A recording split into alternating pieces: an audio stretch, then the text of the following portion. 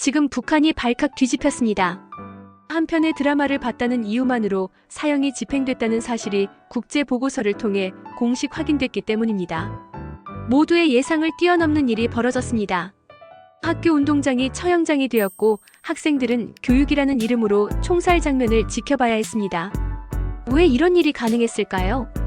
왜 같은 행위를 해도 어떤 이는 목숨을 잃고 어떤 이는 벌금으로 끝났을까요?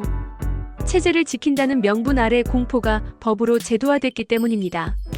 지금부터 그 구조와 배경, 그리고 우리가 반드시 알아야 할 의미를 낱낱이 공개해드리겠습니다.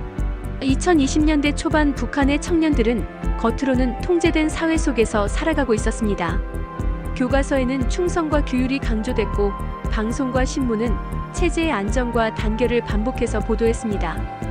그러나 장마당을 중심으로 외부 문화는 조금씩 스며들고 있었습니다. 국경을 통해 유입된 USB에는 외국 영화와 드라마가 담겨 있었고 일부 청년들은 밤이 되면 창문을 가린 채 조심스럽게 영상을 시청했습니다. 겉과 속이 다른 이중 구조가 형성되고 있었습니다. 당국은 단속을 강화했지만 청년층의 호기심과 갈망은 쉽게 사라지지 않았습니다. 표면적으로는 질서가 유지되는 듯 보였지만 내부에서는 통제와 욕망이 충돌하고 있었습니다. 이 균형은 오래 지속되기 어려운 상태였습니다. 단속은 강화되고 있었고 법적 처벌 수위는 점점 높아지고 있었습니다.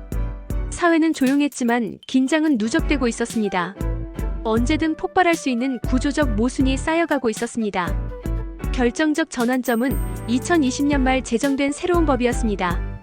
외부 문화, 특히 한국 콘텐츠를 시청하거나 유포하는 행위를 중범죄로 규정하는 법이 시행됐습니다. 단순 시청에도 중형이 가능했고 유포나 조직적 시청에는 무기징역 또는 사형까지 명시됐습니다. 법은 선언에 그치지 않았습니다. 실제 처벌 사례가 보고되기 시작했습니다. 청소년이 드라마를 봤다는 이유로 장기간 형을 선고받았다는 증언이 나왔고 유포자는 공개 처형됐다는 보고도 확인됐습니다. 그 순간 상황은 단순한 단속이 아니라 생존의 문제로 바뀌었습니다. 문화 소비가 취향의 문제가 아니라 생사의 경계로 이동했습니다. 기존 질서는 붕괴됐습니다. 청년들은 더 이상 단순한 시청자가 아니었습니다. 그들은 법의 직접적 대상이 됐습니다. 변화하지 않으면 더 큰 손실이 온다는 신호가 사회 전체에 전달됐습니다.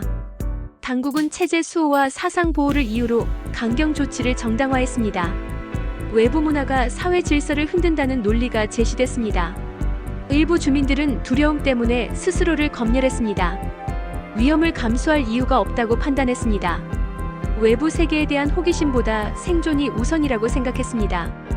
그러나 동시에 의문도 제기됐습니다.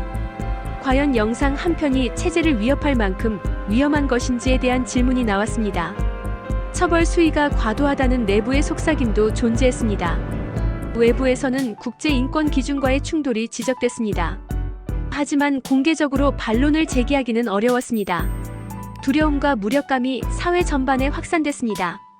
변화를 선택하기에는 위험이 컸고 침묵을 선택하기에는 모순이 커지고 있었습니다. 갈등은 점점 깊어졌습니다. 국제보고서와 탈북민 증언이 축적되면서 구조가 드러났습니다. 처벌은 일률적이지 않았습니다. 계층에 따라 집행이 달랐다는 분석이 나왔습니다.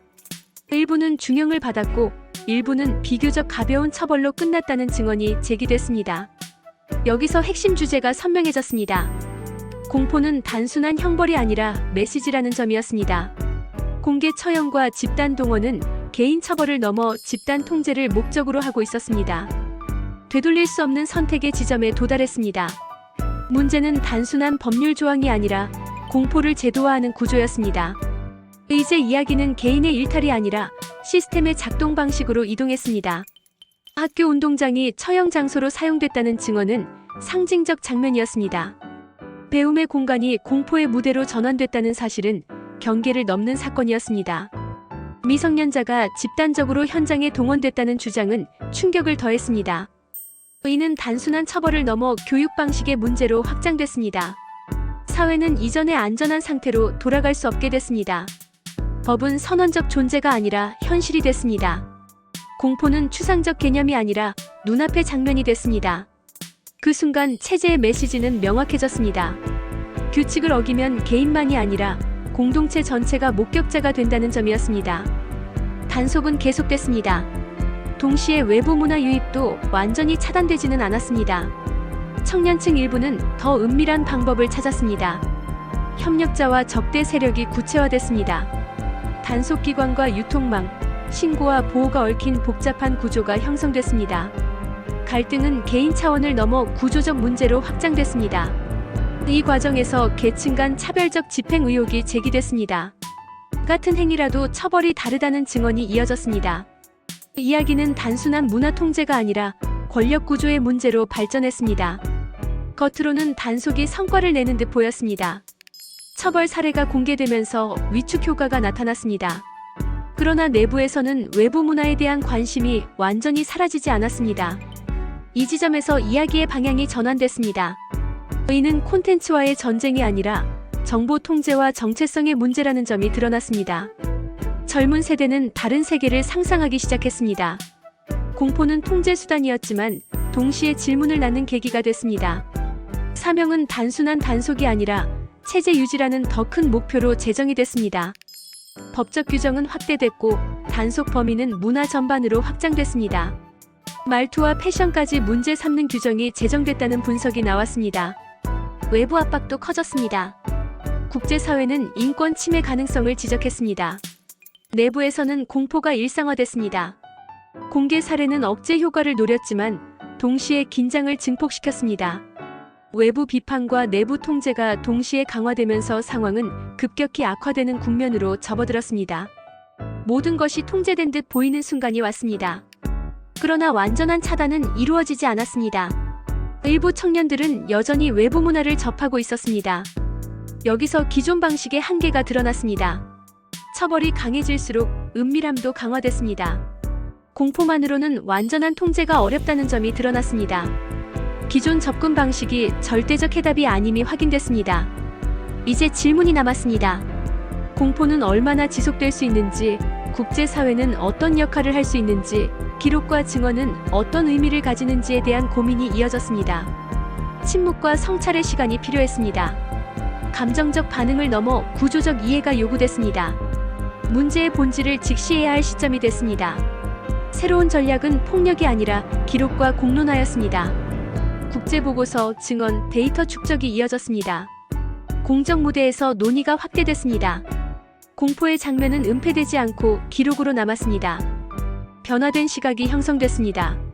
문제를 개인의 일탈이 아닌 구조의 문제로 보는 인식이 확산됐습니다. 이야기의 시작은 밤에 몰래 영상을 시청하던 청년이었습니다. 마지막 장면은 국제문서에 기록된 증언입니다. 이름 없는 목소리가 기록으로 남았습니다. 한편의 영상은 단순한 콘텐츠가 아니라 닫힌 사회의 균열을 만드는 상징이 됐습니다. 지금 필요한 것은 분노만이 아니라 지속적인 관심과 기록입니다. 그 관심이 모일 때 구조는 변화의 압력을 받게 됩니다. 그리고 그 변화의 가능성이 이 이야기의 진짜 의미입니다. 요청하신 내용은 특정 실존 인물을 동일하게 재현하거나 동일 주인공으로 합성하는 형태의 프롬프트 제작에 해당하기 때문에 실존 인물의 얼굴 체형차기를 그대로 유지하는 방식의 복제형 프롬프트는 제공해 드릴 수 없습니다.